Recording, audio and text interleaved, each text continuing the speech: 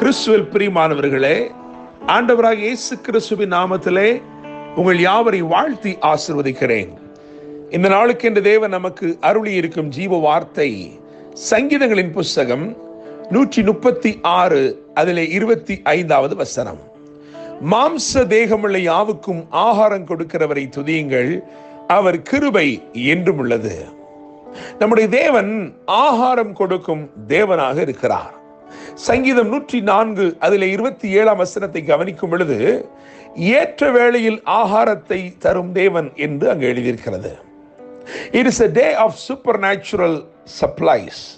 இயற்கைக்கு அப்பாற்பட்ட விதத்திலே தேவன் உங்கள் தேவைகள் அனைத்தையும் சந்திக்கும் ஒரு நாளாய் இந்த நாள் இருக்கிறது. தேவனுடைய பிள்ளைகளே, அப்பாவின் வீட்டிலே வேலைக்காரருக்கும் பூர்த்தியான சாப்பாடு இருக்கிறது என்று புத்தி தெளிந்த குமாரன் ஒப்புக்கொள்கிறான். லூக்கா 15ஆம் அதிகாரம் 17ஆம் வசனத்தை வாசிக்கும் பொழுது நாம் அங்கே அறிந்து கொள்கிறோம். கர்ச்சிக்கும் சிங்கங்களுக்கும் கூப்பிடுகிற காக்கை குஞ்சுகளுக்கும் அவர் ஆகாரம் கொடுக்கிறவராய் இருக்கிறார். பலமுள்ளவர்களையும் பலனற்றவர்களையும் போஷித்து காப்பாற்றுகிறார். சங்கீதம் 104 அதில் 28 கவனிக்கும் பொழுது, நீர் கொடுக்க அவைகள் வாங்கிக் கொள்ளும், நீர் உம்முடைய கையை திறக்க அவைகள் நன்மையினால் திருப்தியாகும். இன்றைக்கு கர்த்தர் உங்களுக்காக தம்முடைய கரத்தை திறக்கிறார். தேவனுடைய பிள்ளைகளை, நீங்கள் நன்மையினாலே திருப்தி அடையும்படிக்கு, அவருடைய சம்பூர்ண ஆசீர்வாதங்களை பெற்றுக்கொள்ளும்படிக்கு, சிறப்பானதை உங்களுக்கு அவர் அருளும்படிக்கு தம்முடைய கரத்தை இன்றைக்கு உங்களுக்காக திறக்கிறார். உங்களை நன்மையினாலே திருப்தி செய்யும்படிக்கு தேவ தயவுள்ள கரம் இன்றைக்கு உங்களுக்காய் திறக்கப்படுகிறது.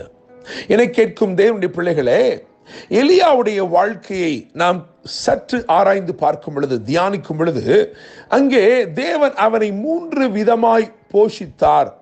3 விதமாய் விசேஷமாய் அவனை போஷித்து நடத்தினார்.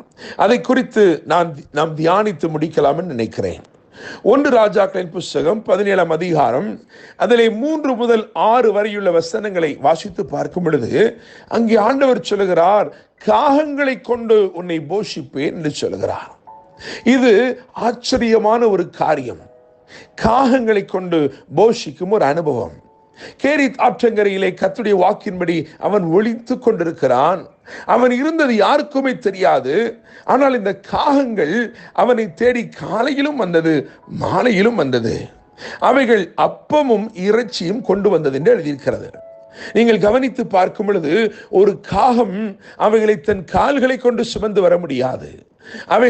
அவைகள் தங்களுடைய அழகில் தான் சுமக்க வேண்டும், தங்களுடைய வாயிலே சுமக்க வேண்டும் என கேட்கிற தேவனுடைய பிள்ளைகளே, அப்படியாக வயிற்றுக்கும் வாய்க்கும் நெருக்கமாய் இருந்த போதிலும் அவைகள் உண்மையாய் கொண்டு வந்து ஊழியக்காரனுக்கு அவைகளை கொடுத்தது. நான் நம்புகிறேன், விசுவாசிக்கிறேன், நிச்சயமாக இன்றைக்கு ஆச்சரியமான விதமாய் கர்த்தர் உங்களை போஷிக்க போகிறார். காகங்கள் மூலமாய் ஆகாரம் வந்தது என்று சொல்லி எழுதியிருக்கிறதே.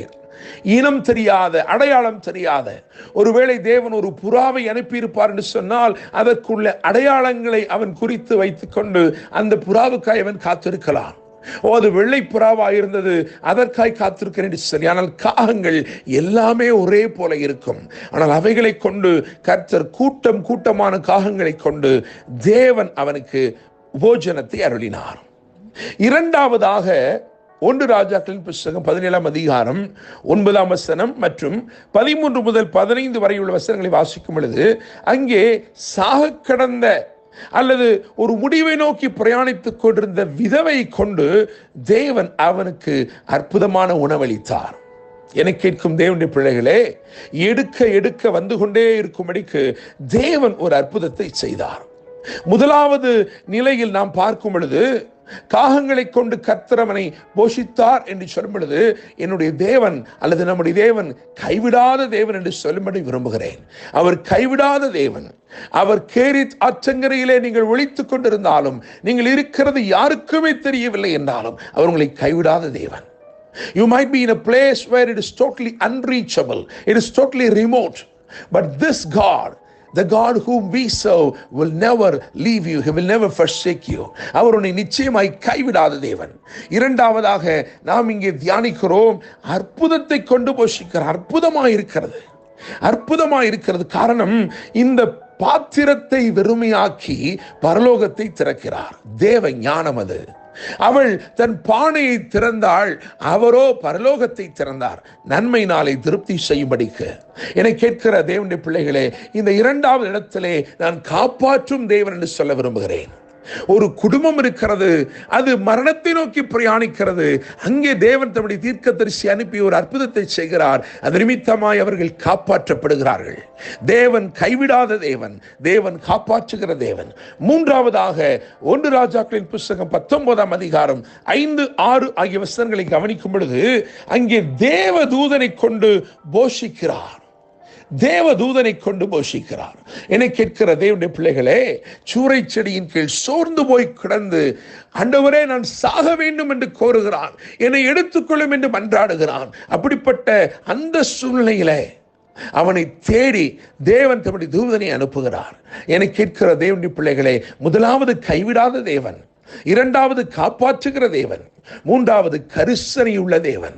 உங்களுடைய சோர்வுகள், உங்களுடைய பலவீனங்கள், உங்களுடைய மனதிலே எழும்புகிற அந்த சின்ன சின்ன காரியங்கள் எல்லாவற்றையும் அறிந்திருக்கிறார். உங்களுடைய கிளேசங்கள் அவருக்கு மறைவா இருக்கவில்லை. தேவனுடைய பிள்ளைகளே, கரிசனையுள்ள தேவன் தேவதூதனை அனுப்பி ஒரு போஜனத்தை கொடுக்கிறார். அந்த போஜனம் அவனை பலப்படுத்துகிற போஜனமாக இருந்தது. அந்த போஜனத்தின் பலத்தினாலே தேவ பர்வதமாகிய ஓரை மட்டும் அவன் நடந்து சென்றான் என்று எழுதியிருக்கிறது. நம்முடைய தேவன் போஷிக்கிற தேவன், நம்முடைய தேவன் நம்மை காப்பாற்றி வழிநடத்துகிற தேவன். 3 விதமாய் தேவன் எலியாவை போஷித்தார். 1 காகங்களை கொண்டு, 2 விதவை கொண்டு, 3வது தேவதூதனை கொண்டே போஷித்தார். கைவிடாத தேவன், காப்பாற்றுகிற தேவன், கரிசனையுள்ள தேவன். கர்த்தர் தாமே இந்த வார்த்தைகள் மூலமாய் இன்று உங்களை ஆசீர்வதித்து வாழ வைப்பாராக. மாம்ச தேகமுள்ள யாவுக்கும் ஆகாரம் கொடுக்கிறவரை துதியுங்கள், அவர் கிருபை என்றும் உள்ளது.